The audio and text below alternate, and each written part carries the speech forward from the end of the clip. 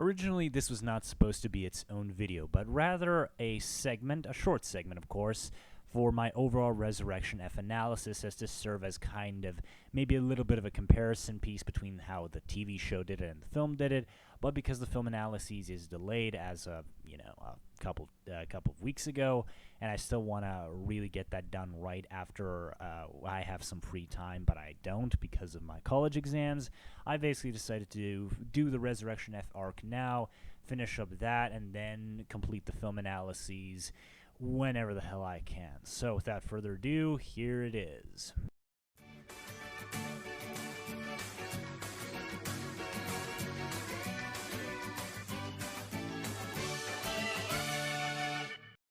So, the Resurrection F arc marks the second overall story arc for the new Dragon Ball Super television series. It ran from episodes 15 to 27, and it's basically serves the same function as the Battle of Gods arc did. It's taking the Resurrection F film that came out almost a year ago, but when this started broadcasting was maybe like 5 to 6 months, about that time, and its primary purpose is just that, to retell the Resurrection F film in the format of a TV show spanning across 12 episodes. Now, unlike Battle of Gods, not the entire arc is not focused solely on Frieza coming back for revenge. There are actually quite a few episodes that serve as kind of an aftermath to the Battle of Gods arc to set up, things like how Vegeta gets in Whis' good graces, how does Goku do it, and so that they can train under Whis, what does their training look like, how do they attain Super Saiyan God Super Saiyan or Super Saiyan Blue, that kind of stuff. And overall, I have to say that despite the rest of my review being overall negative of the general arc itself, I really, really like these episodes, with the exception of one thing that I'm going to address later on. All these episodes were really, really fun. Super Saiyan God, or rather Super Saiyan Mr. Satan, is like the greatest thing ever, and if you disagree, you are factually wrong. I'm not saying my opinion on the matter is fact, but Jesus Christ, dude. There's Super Saiyan Mr. Satan. It exists in animated form. There's an entire episode dedicated to it. It's too awesome for you to disagree on it being awesome. And then we have a bunch of cool little slice of life episodes, like Vegeta trying to use food to bribe Whis after Bulma's been doing the same thing for a few months by that point, because if Beerus ever comes back to Earth, Bulma thinks that, if I bribe Whis, he's probably going to save me and my family, so that we don't all die when Beerus inevitably destroys the planet, which is sort of coming back in the Champa saga, Bulma's fear of Beerus. And then there's a bunch of cute little food shenanigans going on there with Vegeta. Then we have Goku trying to deal with the fact that Chi-Chi is still on his ass about working. And this kind of brings me to a little nitpick that I have, which is, where the hell did Mr. Satan's money go? I mean, Mr. Satan gives them an obscene amount of money in the very first episode, 100 million zeni. And then when Goku asks her, what happened with the money, she says that the money's gone. And I'm just wondering to myself, what the fuck did you spend 100 million zeni on? And if you actually spent it, if Chi-Chi is lying just so she can get Goku to work so that he can set an example for Pan, that's different. But if Chi-Chi actually spent 100 million zeni, I have to ask, who the fuck is she to bitch about Goku about responsibility? Now, I'm not one of those guys who thinks Chi-Chi is an insane woman. I actually think that Chi-Chi is one of the only sane people when it comes to Goku, because Toriyama himself admitted that Goku is a very selfish person and that he's actually kind of a bad father. This is coming from the man himself. This isn't just me putting in my own handcan. And there are actually interviews that I'm going to put links down to below in the description where Toriyama admits that, Goku's pretty selfish. He's not a noble hero. He doesn't really have paternal instincts and that kind of stuff, and he only really cares about fighting, and so he kind of isn't a good dad. But when you have a situation where Chi-Chi is spending 100 million zeni on whatever, it just makes her argument null and void. And that makes me like her less, because I'm one of the few people who likes Chi-Chi, and mostly because she is one of the few characters who actually addresses the fact that Goku is a bad dad in universe. But that's a little nitpick. It's not a big deal. I know a lot of people were up in arms about that. It is a problem for me personally, but it's not much of a deal breaker. Then we have another episode showing how Goku and Vegeta are training, and this stuff is hilarious. Like, they have to change Beerus's bed sheets while he's sleeping, but Beerus is like morbidly dangerous even while he's sleeping. Like, he puts Goku in this chokehold, and Goku's afraid for his life that this guy's gonna kill him. Like, he's firing blasts randomly in his sleep, and overall, this guy is a danger to everyone around him even while he's asleep, and I find that endlessly entertaining. The training itself is alright. I'm not crazy about the whole keeping your ki inside your body to increase your power. I know that Toriyama likes simplicity, but I feel like ever since Gohan's attaining of his mystic/ultimate form, where it's just sit around for a long ass time while old Kai unlocks your potential for you, his ways of having characters acquire powers don't really jive with me very well. Like, this whole keep your aura inside your body thing, it feels way too simple for me to like it. I know that simplicity is Toriyama's thing, but I feel like, as I said, that he's kind of going overboard with it. Now, of course, this might not be Toriyama's idea. This could just be the show and taking a little detail that he gave them and then doing their own spin on it. But whether or not how much Toriyama is involved is a really weird debate in and out of itself. Maybe it's not even his idea. I don't know. I know he sends them some information, some tidbits for the changes, I think, but really that's a whole big debate that I don't want to get into here. But then we get to the Resurrection F arc itself, and Jesus, tap dancing Christ, is it awful. It is unspeakably, loathsomely terrible. Now, I don't like the movie. I hate the movie, in fact. I'm making a whole analysis video series to just explain why I think the movie is absolutely terrible and probably my least favorite Dragon Ball thing ever. But the movie, at the very least, is able to entertain me on a superficial level. I'm going to readily admit right now that the film version of Resurrection F has managed to bring me back to rewatch it multiple times throughout the year, probably more so than any other movie that's come out this year. And the primary reason for that is because the animation is fun, the humor works there, and the fight scenes are some of my favorite fight scenes in the entire series. You have, the army versus the Z fighters, which is really, really cool to see them, fly around different terrains, fighting them in all these well-animated segments. That the fact that there's actually some damn fighting choreography in Dragon Ball to let us know that, yeah, these guys are actually martial artists, after we've spent an entire series propping them up to be that way, but they're really, really not the way they fight. And so seeing them act like martial artists was really fun in the film. And even that, the super version isn't even able to do that. And I'm not going to say that I expected movie quality animation, movie quality fight scenes. That's not what I'm saying. But I feel like even for a TV show, the fights are so lackluster in this.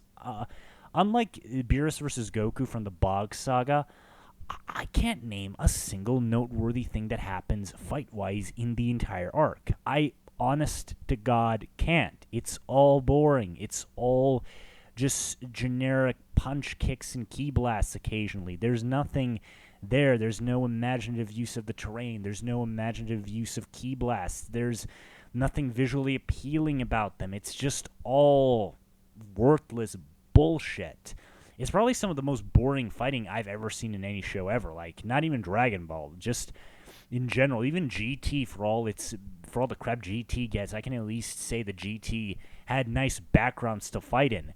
And even the show screws up here, because when Frieza's army attacks, all the Z fighters just take them on at one place. Like, there is no scatter around the place and then fight them in different terrains, in different environments. The show doesn't even do that. And that makes the whole fight with the army really, really boring. And then the fight with Frieza is also incredibly boring. Vegeta's beatdown of Frieza is once again not satisfying at all, because I'm one of the two people on the internet who dislikes... I dislike I dislike Gohan versus Cell, and that fight is basically Gohan versus Cell all over again. It is a boring, stupid, mindless, unsatisfying, one-sided curb stomp in favor of the hero, where we're trying to make the hero look badass, but he's actually looking like a complete idiot for just not immediately murdering the villain, which gets the Earth destroyed. And I really hate fights like that. I really dislike the fact that Toriyama makes almost every single motherfucking fight after Frieza a complete one-sided curb stomp in favor of the good guys or the heroes. There's no people teaming up to take down an opponent together anymore. There's none of that.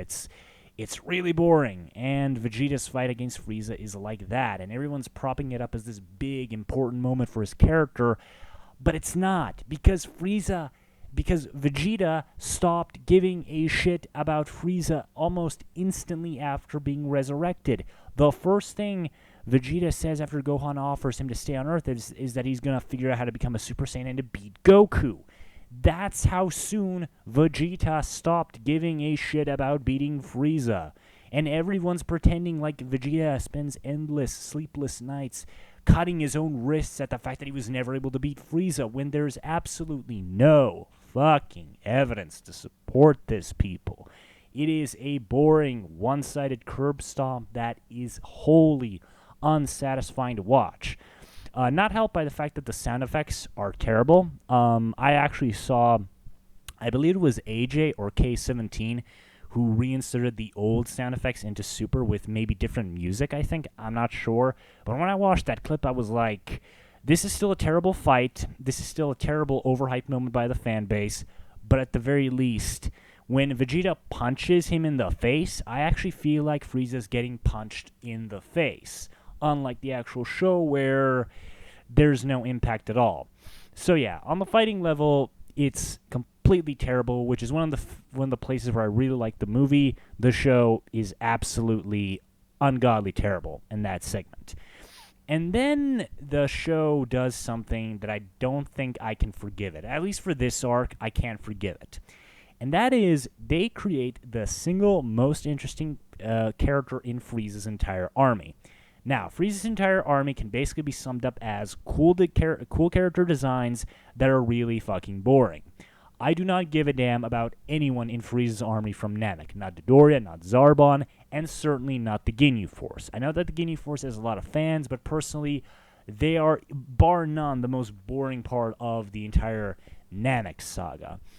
And then you have Tagoma, this character who died 5 minutes into the film, who's being kept around, and you're wondering to yourself, okay, like, why is he being kept around? Like, I know Toriyama originally intended for Tagoma to take Sorbet's place, but then Yamamuro changed that for the film for whatever reason, and then Tagoma survives. And when you see Tagoma, he is a vastly different character from where you meet him the first time. He spent 4 months being endlessly tortured and nearly killed by Frieza, then revived only to get tortured and nearly killed over and over and over again. And this guy who was like, Lord Frieza, we should not fight the Saiyans, we should, focus on rebuilding the Empire, he's been transformed into like this mock Frieza. He's very cold, he's very arrogant, he's also very powerful. He's learned that the strong crush the weak, and you gotta be strong or else you're gonna get crushed yourself. And even though it's a really rushed character arc, it makes Tagoma one of my favorite Dragon Ball Z villains. And then the show completely screws it up by having Ginyu come back. Why? I'm not going to say that Ginyu coming back can't be a good thing. I've actually said that if you did like a 1 or 2 episode mini arc after Resurrection F, where Ginyu like takes over one of the Z fighters and then does, some shenanigans with them, that could be a fun little mini arc. But why the fuck would you replace one of the most interesting people in Frieza's army, probably not the most interesting guy who's ever come out of Frieza's army, with Captain Ginyu? There's no reason for that besides fan service and just so you can have Vegeta kill him and then have everyone say, ha ha ha ha, ha ha ha ha, look, Vegeta's killed the entire Ginyu Force now, yay! Once again, people headcanoning the fact that Vegeta apparently spends more sleepless nights punching himself in the face because he couldn't kill the entire Ginyu force. Once again, something that is completely unsupported and just more fanboy bullshit. Yep, it's just that. Ginyu does absolutely nothing for the entire arc. He's just there to get to die by Vegeta and to say that he was there and to appease Vegeta fanboys who can now say, yay, Vegeta killed the entire Ginyu force.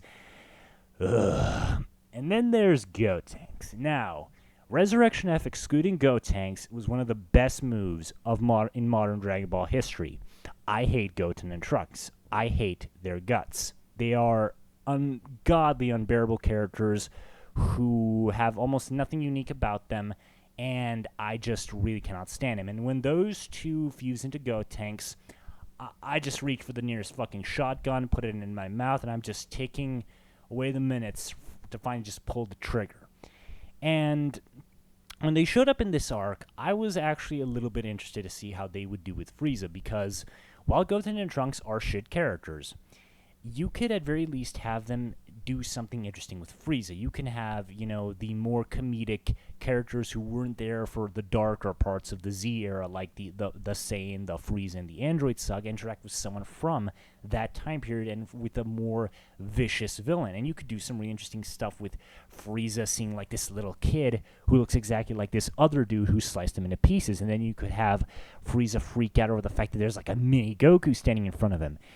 And then Frieza does, but nothing comes of it. There's no moment where Frieza tries to hurt Goten and Trunks. Like, he just sees them, he's like, and then nothing comes of it. He just goes, and that's it. Goten and Trunks are just there for a crotch joke. And then when Goku comes in, he's like, okay, guys, thank you for your little crotch joke, now fuck off. He doesn't actually tell them to fuck off, but he might as well be telling them to fuck off, and then they don't do anything for the rest of the arc. So, you have Trunks, who looks like future Trunks, who sliced Frieza in half, and then you have Goten, who looks like Goku. You could have an interesting, situation where Frieza tries to hurt the boys, and then the other Z fighters trying to protect them, or you could have an interesting interaction. And you waste that all on a stupid crotch joke, so Gotenks can fly him, deck Tagoma in the balls, and then promptly fuck off for the rest of the arc. Yeah, this is some real quality writing right here. And then there's Piccolo dying in front of Gohan. I'm not going to say this is wholly bad, because it does add another layer of... Because what the show is doing after this arc with Gohan is that they're trying to put him in a place where he wants to train again, and by having Piccolo die in front of him, that certainly does give Piccolo more incentive to train, and it does give Gohan more incentive to train with him as well. And they're already building that up if the episode preview for episode 30 is any indication. But once again, it only feels like it's just there to get them to train. And emotionally, it's not a very powerful moment, because you already know that the Dragon Balls on Namek are already there, so Goku can just zip over there, resurrect Piccolo, so it's not really going to matter, which it doesn't, because Piccolo comes back at the end of the arc.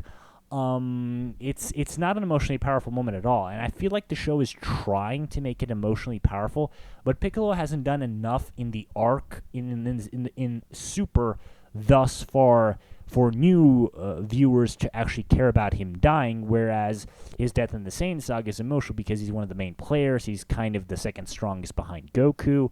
There's this whole his whole connection with Gohan. So if you're a longtime viewer, I can see why this might hit you.